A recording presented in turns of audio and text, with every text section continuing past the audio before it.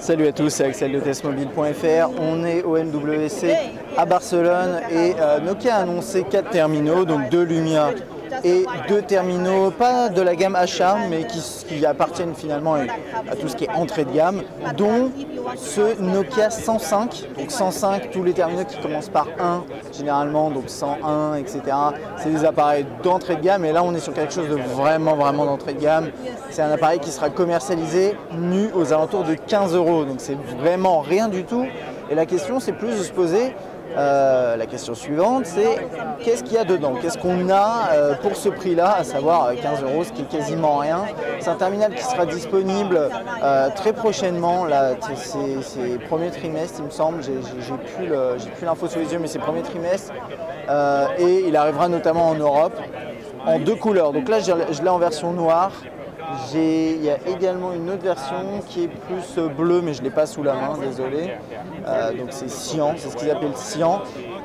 Et donc voilà, alors pour 15 €, qu'est-ce qu'on a? On a un appareil qui est plutôt épais finalement, mais qui est fidèle à ce qu'on avait à l'époque chez Nokia, avec le fameux truc du le 3310 par exemple. C'est un appareil super costaud. Ben là on a quelque chose de super costaud pour 15 €, avec notamment un keypad, un clavier alphanumérique qui est résistant à l'eau et à la poussière. Ça c'est intéressant parce que vous voyez, c'est une seule surface, donc il peut y avoir de l'eau qui tombe là-dessus, etc.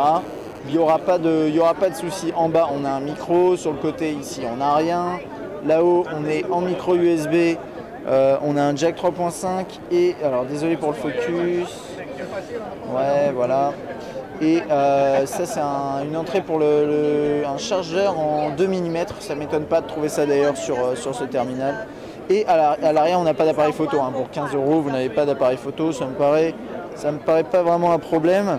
Et je me suis trompé, désolé, ça c'est pas un micro USB, c'est une lampe torche. Alors je vais essayer de vous montrer ça parce que c'est pas facile avec le manque de j'allais dire le manque de lumière, non, on a suffisamment de lumière, mais voilà.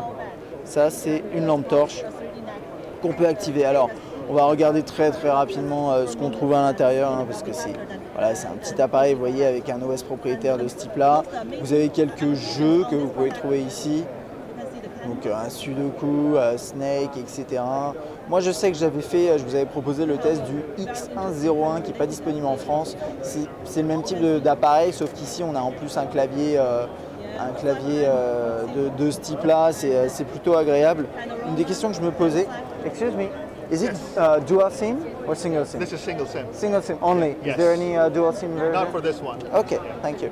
Donc, désolé, ça j'avais un petit doute, j'ai demandé. C'est juste une version single SIM. Il n'y a pas de dual SIM sur celui-là, 15 €. C'est pas très choquant. On a les systèmes de contact. Voilà, c'est du grand classique, hein. Vous écrivez avec le pad.